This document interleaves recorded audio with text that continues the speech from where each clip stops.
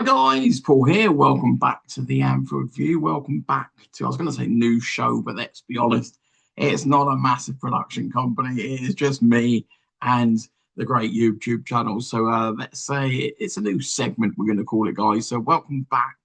Welcome back to the Anfield View. Please feel free to like, subscribe, hype, comment, all of those things. It all helps to grow the channel. And obviously, we're at the stage where we're just growing. It's going to take many moons to obviously get to much bigger. But frankly, these are the times where we all get to have great conversations and I can reply to everybody as much as I physically can and really have in-depth conversations as well in the comments as to what we think about various sort of tactics and strategies and buys, etc. So feel free to really engage and I will try and get back to literally as many people as physically possible on this, guys. So I hope you're enjoying all the content that we're putting out.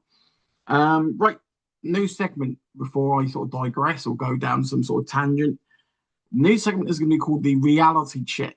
Yes, I know this could go down like an absolute lit balloon, but equally, why not? Well, when in Rome, do as Romans. So we're going to try a new segment called the reality check, which is basically each sort of week to 2 weeks, I'm going to come through with an area or an aspect to really sort of focus on. It could be something to do with Liverpool. Obviously, it will start off with that. It could be something to do with sort of rules within the Premier League. It could be something to do with VAR. It could be something to do with sort of the youth setup. It could be something to do with the finances. It could be something to do with the business of football. Obviously, you guys know I worked in football for the last 20 years and sort of worked with many, many, many football clubs around the world on their marketing for them. And so well versed in that and taken many meetings and worked across many other sports as well. So I'm pretty well versed on the business side. Never really talked about it too much because obviously we focus on, sort of the first team, the player side, really the performance side more than the business side. But that'll be something I'll maybe integrate for you guys and answer any questions that you may have on that front. So any questions, guys, really sort of looking ahead, any questions on the business side of football, then feel free to ask. We'll try and answer as many as I can on that front for you.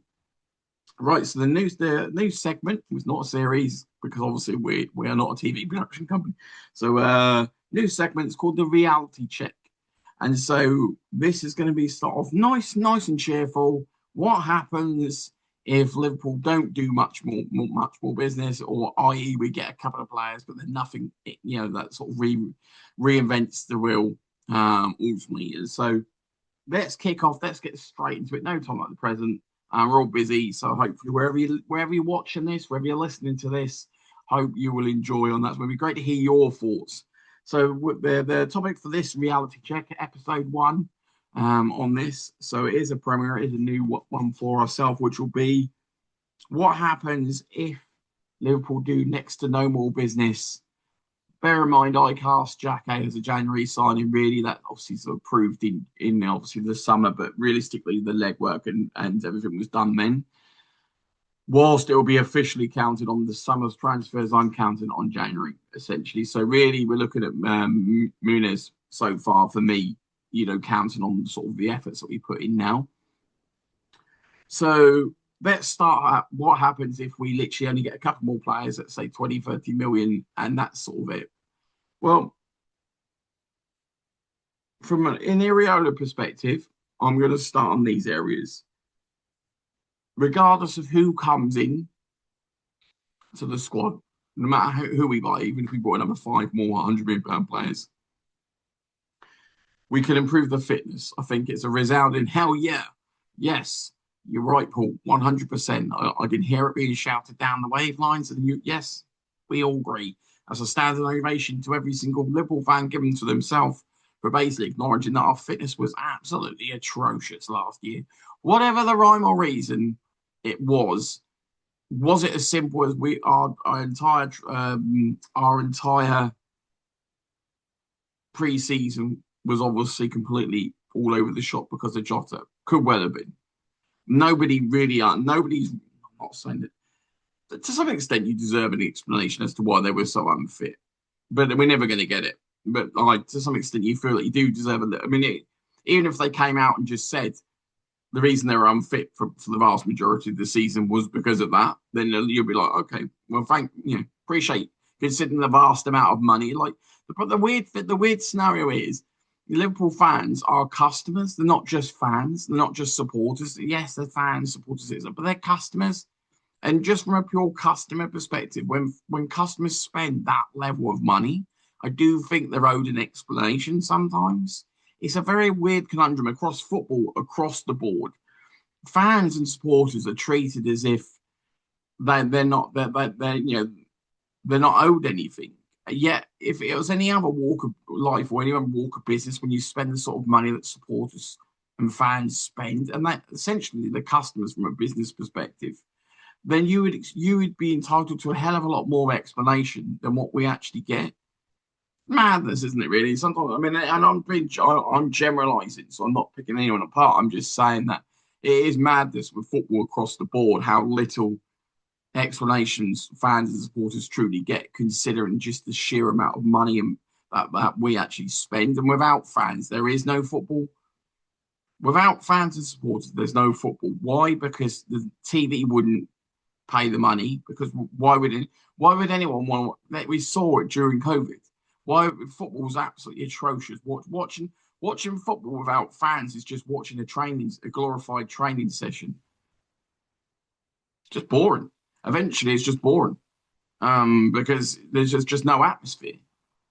And so just watching, like just hearing them sort of talking and put the ball. So sure, I like the odd training session, but I don't want to watch 38 of them. So circling back to fitness, whatever the reason why our fitness was so bad last year, was it a carryover from the title winning season, i.e., because Slot chose to ultimately never rotate the team?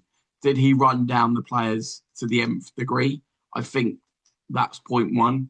So, point one, can we bounce back to fitness after a summer break? Well, most of them have had a World Cup.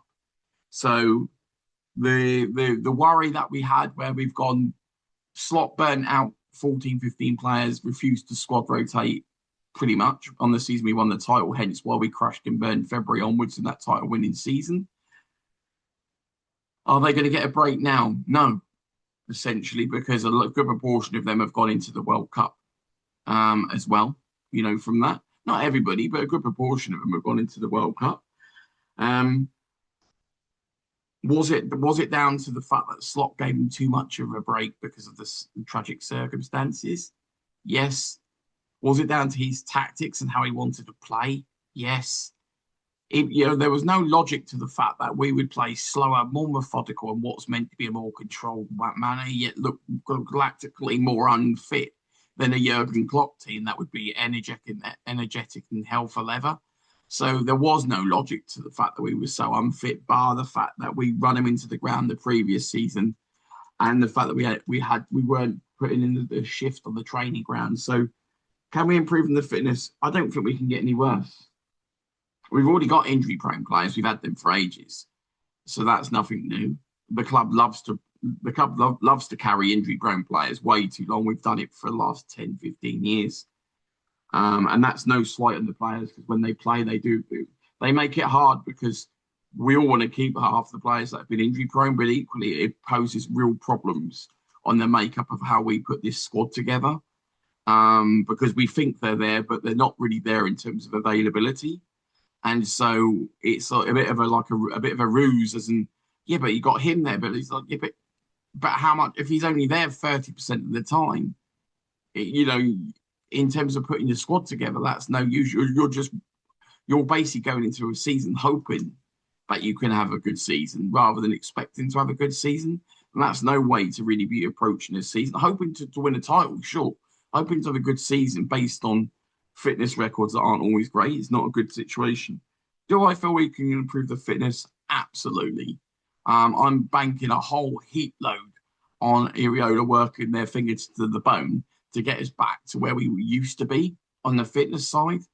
We're not going to be able to turn Alexis McAllister into Usain Bolt. He is what he is. That's where the question mark on McAllister lies. Ultimately, if we're going to keep McAllister, then we have to put the right people around him in midfield. Can we make Gravenberch faster and quicker? Maybe, and make him sharper.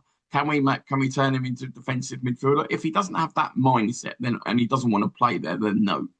Can we get a better version than last year? Yes.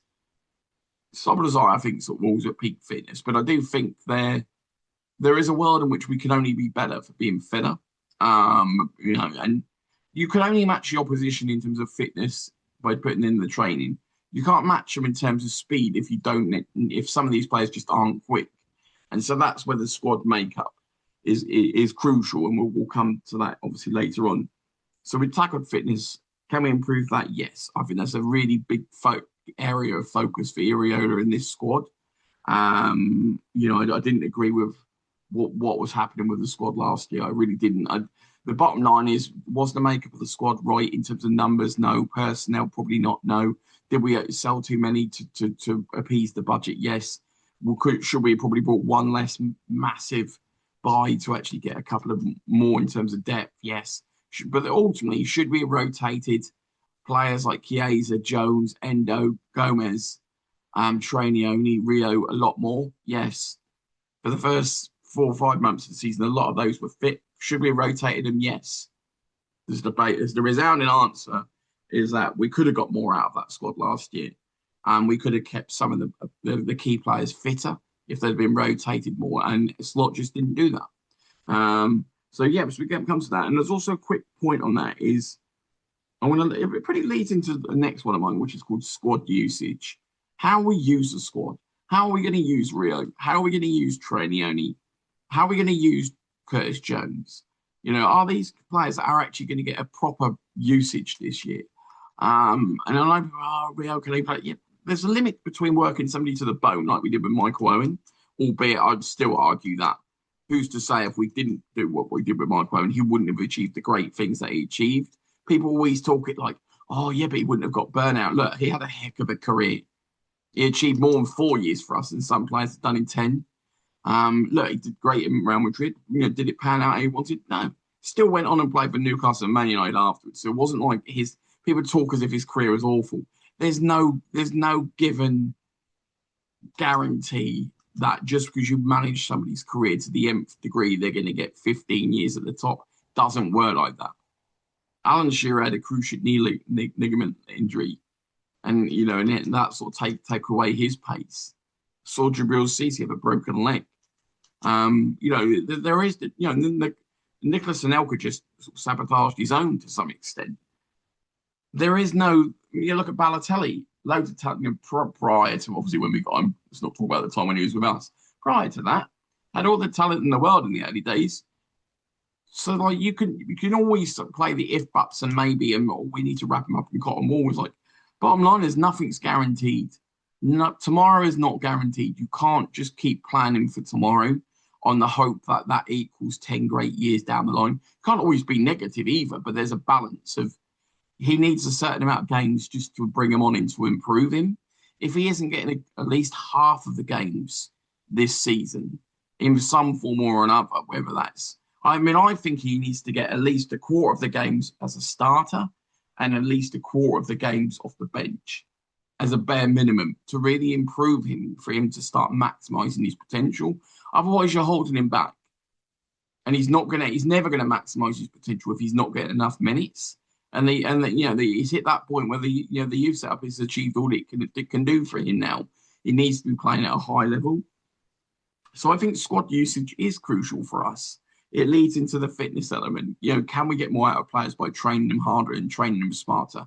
Don't see any world where we can get any worse. I think we were at tortoise speed last year. Our fitness was probably the worst in the Premier League. And people could argue that, but the bottom line is the eyes don't lie. We saw it on the pitch. Every single team was outrunning us. Every single team was out fighting us. We looked exhausted from minute one. And some of it is just down to the overall training. Some of it is down to the player makeup. Some of it is down to the squad rotation. And so I do think squad usage can also play a major part in improving our fitness. Look, there's a balance in that between rotating players in the squad and getting results, which is ultimately the important thing. And that's one thing that Jurgen Klopp has probably done. I know we've got a bigger litmus test, but he did very well. He was able to bring in youth players and somehow, like won the League Cup, Nobody really knows how he managed to do that, but he managed to always integrate the youth players at the right time in the right way. There wasn't many people go, oh, Bajcetic was just unlucky. Sure, did he play one too many games? Yes. He could have got the injury within one game. Yeah, it's not ideal that you got a young player coming in to rescue a midfield that was on its knees. But nobody was to have foreseen the injury problems that Bajcetic has gone through since then. And so I think it's way too simplistic to say, like you shouldn't have done that. Yeah, hindsight's a wonderful thing, but there's no guarantee. He could have come in for one game and got injured and been out with these problems. I would say Connor Bradley, for example, has been managed pretty well, considering he's had injury problems for a while. Some people say they've been impact injuries and he's been unlucky. I would say we've micromanaged him the best as we physically can do. Ultimately, he has to play a game. There's no point having him if he can't play a game. And if you can only play a player once every 3 or 4 games, then it's not much use to the squad, is it? Unless you're Messi, you can't. Unless you're the level of Messi, you can't afford to be carrying somebody who's only turning up one in 4 games because they physically can't. So I do think squad usage plays a massive part in the fitness of the sort of mainstay of the squad, and also enables everybody to train more as well. So I think those two are very much interlinked. Mindset. Look, you would think logic would suggest, obviously, look, time is a great healer, but time doesn't move things on or replace things or change scenarios. But like everybody, we've all had bereavements, and everybody's different. And ultimately, a lot of the squad that was there when Jota was there aren't there anymore. And so the ones that aren't there don't have that same emotional attachment. There's obviously some that are still there. Sure, you'll remember it forever. But equally, as we can all testify that I've had a bereavement and we're all different, you never forget, and it's always with you. And there's always an element of sadness, of course, great sadness. But equally, as time goes on, you just find a way to exist and move forward. And that's all. They're probably the best one I can put on that side. Everyone's different. I would never be out of line to actually suggest what people should. Everyone's different, on that front. All I know is that you just move forward with time and you find a way to move forward, and that's all you can do. You find your own way to move forward. But I would say yes, a fresh start with a new manager, with a lot of new players that weren't in that situation, can only be a good thing. I think the mindset element in terms of the downside, sure, Mo Salah touched upon it. Losing the winners, the proven winners out of the team. You've seen Diaz go, you've seen Konate go, you've seen Mo go, you've seen Robertson go, you've seen Trent go. That's a heck of a lot of the team that won trophies. And obviously you take out the players that had the mindset prior to them, your Matips, your Manes, the Firminos, Hendersons, Fabinhos.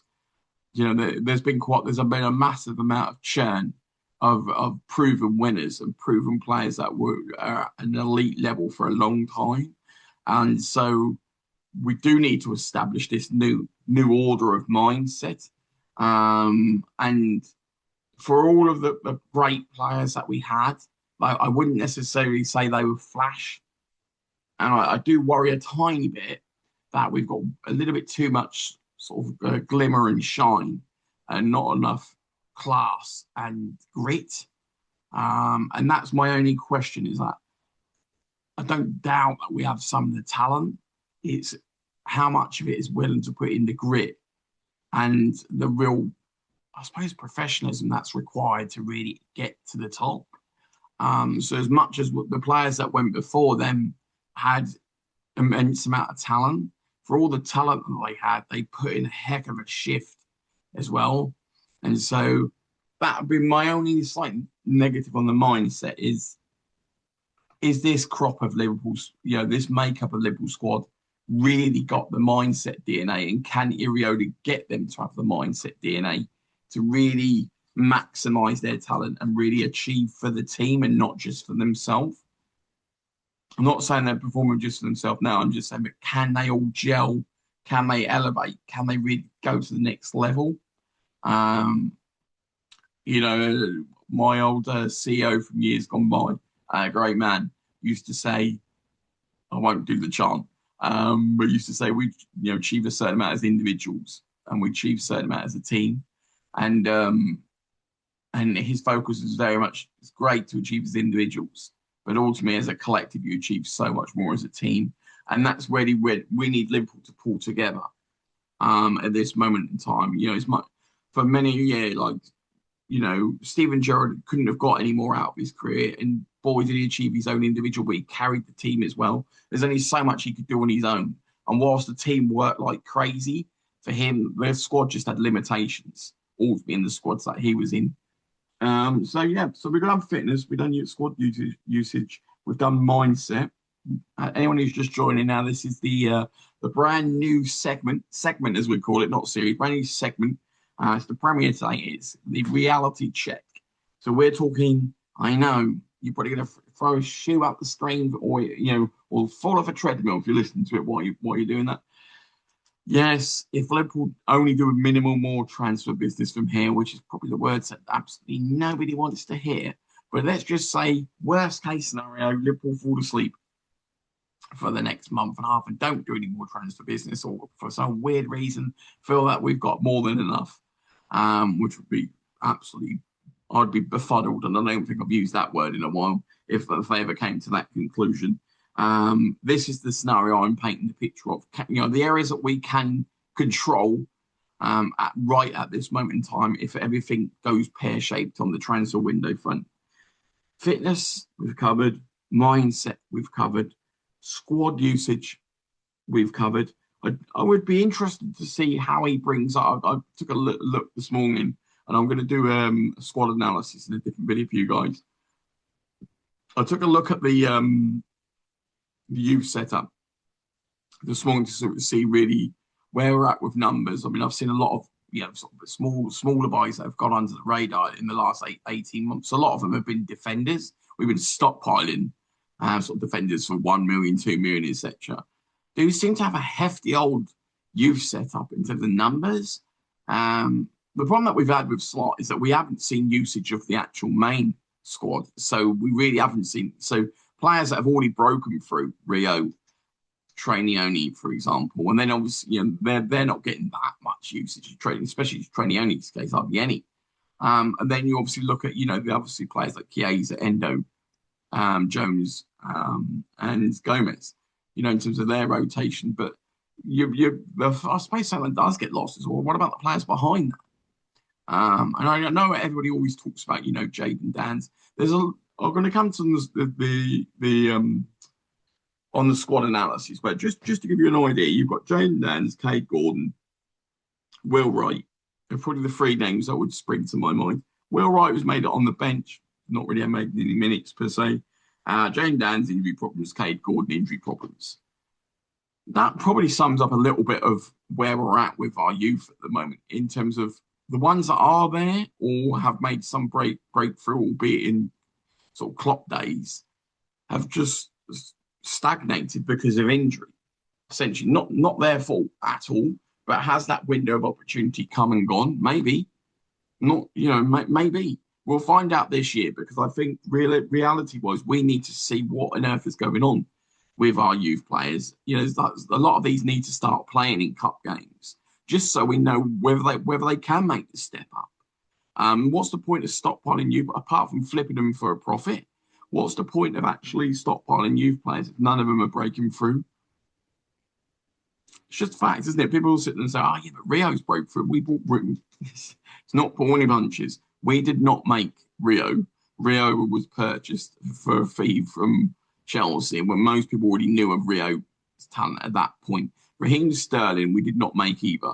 Raheem Sterling, we bought from QPR for a fee. That was, most people knew of him. Most people knew of Jordan Ibe, but obviously didn't go into as many things as well. So there's some players that you bring through, but really the work's been done elsewhere and you've purchased them. So you've sort of polished that youth trophy, if that makes sense, in terms of where they're at. But the majority of who they are was done before. You've just taken them up another notch, really, on that side. So focusing back to the the reality check. We've done fitness, done mindset, we've done squad usage, touched on a little bit of the youth.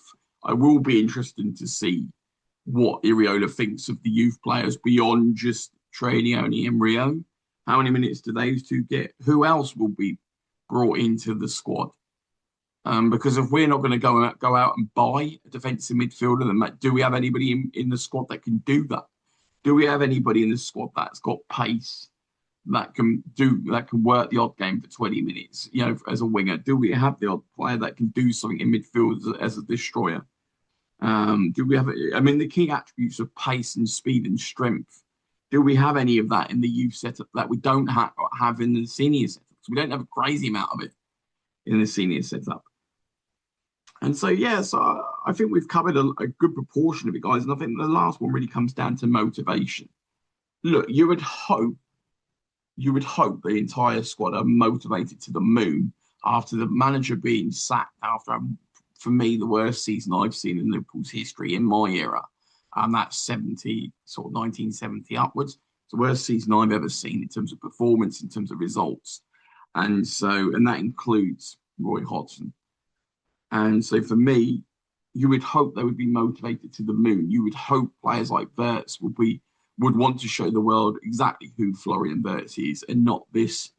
We saw the grade D version of Florian Wirtz. Can we? I'm not even asking for a grade A, because I don't know whether you can get a grade A in the Premier League because it's a different style of league. Hopefully, we do get grade A. I've been backing and beating the Viking drum.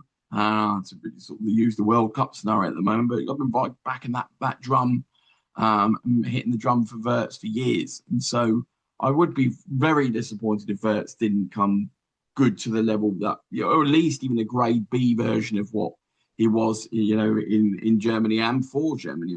Had a bit of a quiet World Cup. That's a little bit worrying, but let's be honest, the whole German team had a pretty awful World Cup, so that's no real sort of just slight on him. The key will be to working out how we get the best out of him in terms of where we play him, and then ultimately he's going to have to produce. He's had a year to bed himself in. Now he has to produce. It's a massive fee. Where there's a massive onus on what he needs to do. No, he's not there to be the main goal threat. That's designed to be Isak. But there's a reason people are being. You can't just give everybody the excuse under the sun. Look, in normal work, if you're being paid £100,000, £250,000 a week, you have massive targets and massive expectations and goals to hit. And if you don't hit them, you get fired. That's just the reality of normal working world. Same applies to sport. It's a business.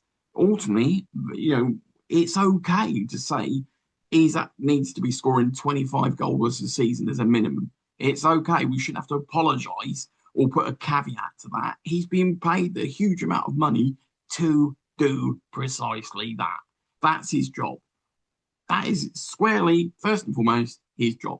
Wirtz's job is to create and to chip him with probably 10 plus goals and 20 plus assists. That's his job. That's why we brought him in. That's why we spent nearly 250 odd million for both of them. That is their jobs. We don't have to placate it. We don't have to provide excuses. This is the time when we need them to deliver to at least a grade B version of that. If we get a grade A version, who knows, some miracle title challenge may happen. Probably not, because we're still missing in other areas. But if we get a grade B version, then we're on the trajectory where we need to be. And frankly, if you asked a Liverpool supporter now, would you take a top 4 position, maybe a cup if we're lucky, and the team playing with a better style, better fitness, better motivation, better passion, not being run over by teams, not being 2-0 down within a heartbeat, showing a bit of fight and determination, and basically seeing a trajectory of improvement, especially with the key players that have got a massive investment on them, then hell yeah, we'd all take it. Liverpool fans aren't living it on the moon. We're very much aware we're not where we were. We knew, look, ultimately, we knew when Slot came in, we didn't expect to win the league. That was an added bonus. We're not naive to the squad makeup. We're very much, Liverpool fans are very much clued up as to exactly what this squad has and what the squad doesn't have. Is it a squad capable of winning the league at the moment? Hell no. Not in your Nelly. The centre defence is not good enough. The fullbacks aren't good enough. The midfield isn't just doesn't have the right blend and makeup, and we haven't even solved the wingers and got the whole synergy of the attack together. So there's a lot of things. No, we're a million miles away from a full on. You're going to win the league next year. So expecting to win the league will just be look. I would never tell somebody not to dream. Dream the dream. Hey, we won Istanbul. If you can win Istanbul from that debacle in half time, then anything's possible. And Leicester won the league. So never stop dreaming. But equally, the very reality is it's a very, very, very long shot that we win a league title next season. But we shall see, guys. I hope you enjoyed the first episode of Reality Check. It is a premiere. It is a new segment for us, guys. It's a chance to really look at certain areas and say, but you know what? Let's have a closer look at this. If for any reason, let's just say no more business is done from where we're at now, I know it's inconceivable, and frankly, all our heads would wobble off our shoulders if we ever thought that Liverpool wouldn't do any more business from this point. We literally would. I'm not even sure meltdown would be 1% of where Liverpool fans would be. Sure, it would be inexcusable beyond belief if there wasn't a lot more business done between now and the end of August. But let's just play for this segment hypothetical. It isn't. We've highlighted areas. There's a vast amount of improvement we can do, and Iriola can do with what he's got now. And the idea is that the two come together. We don't need to spend 300 million. No, we don't. We do need to spend probably about another 180 million, 160 million from here, 160 million with new buys from here, Iriola's improvements from here. Probably gets us on the trajectory. I don't think it's going to solve all problems this window. I generally don't. But I think that if you couple them both hand in glove together, we put ourselves in a good position. If we don't have that 160 million being spent on additional new players from here, and it's just Iriola from here, we're going to be limited to what we can do. It's just fact. We'll be in a battle for the top four, I would say. A reality check. And so look, we scrambled into fifth. You would think that there's not a world Chelsea can be any worse than last year. Not a world we could be any worse than last year. But we'll be in a very similar boat, if not maybe worse. Because the reality is we've lost Salah, Robertson, and Canate. And so far, we've got a youngster in Xhaka, which hopefully will be good, but who knows? And obviously Muniz. But obviously we don't know. We hope he's going to be good. But equally, we still don't know what that's going to equal. And sure, Chelsea have lost players, but as we speak, I know Enzo may well be going. But as we speak, they've lost Cucurella, but then brought in another good defensive player as well. And so it'll be a very competitive division as always. I think for us to have any real degree of comfort that we'll achieve top three relatively easily, then we're going to need to make those major additions. Because so far, we haven't improved the squad realistically, because how can you say you've improved the squad when Canate's gone, and he's playing for Real Madrid? I know he had an horrendous season, but you can't say Xhaka's an upgrade on Canate. You can on our season, he was awful, but the previous season, the Canate was amazing. At his best, Canate could be a 9. At his worst, he could be a 3. We don't know if Xhaka can reach Canate's level. We hope he's more consistent, but we couldn't see it, say at this moment in time he's guaranteed to be better than Canate. We hope he is. Same thing with Victor Muniz. Look, we don't know what he's going to produce. We hope he's going to be great. But at this moment in time, we don't know what we're going to get, in terms of that. So we're in a world where, we don't have Robertson, who played pretty well last year for me. We don't have Canate and we don't have Salah. So we are very much into the unknown a little bit. So we shall see, guys. I hope you enjoyed this new segment of the reality check. We'll come back the next one. Maybe get into the business of football in the next one, or maybe get into some of the rule changes, or just some updates on VAR, or sort of general discussions. It'd be great to hear your thoughts. What area would you like me to tackle on this segment? So obviously a lot of the videos I put up are very, very much sort of reactionary to buys or to results or predictions of those different elements, and that'll still always be here. There's a chance to really explore a different area, which is what would happen if we didn't do anymore. And we've had a real chance to sort of break down the areas that there's a heck of a lot we can do, to get a heck of a lot of improvement, but that doesn't mitigate what also needs to be done. So never think just because I've gone through this, I'm very much saying hand in glove. Here's the hand. This is what Iriola can do: fitness, mindset, motivation, squad usage, youth, and motivation. There's a heck of a lot that Iriola can work on and improve to get a lot of better results. Absolutely. I've spent a career really overachieving in a lot of those areas, but equally, you still need, from a football perspective, you still need to bring, there's still wide gaping gaps in areas that can be improved. And you can only mitigate. I hate use the word mitigation. I don't think I ever used it at all until last year. I want to ban it. I want to remove that from my head if I could. But there's only so much you can do to mitigate the gaping holes that we have in the squad. And so we do need to start plugging some of those holes to really see sort of major steps forward and to give Iriola the chance, to give the players in the squad the chance to really hopefully show their true ability and not the version that we got last year. Feel free to like, subscribe, enjoy, hype, comments. Love to hear them, guys. Be great to hear your thoughts. Speak to you more soon. You take care.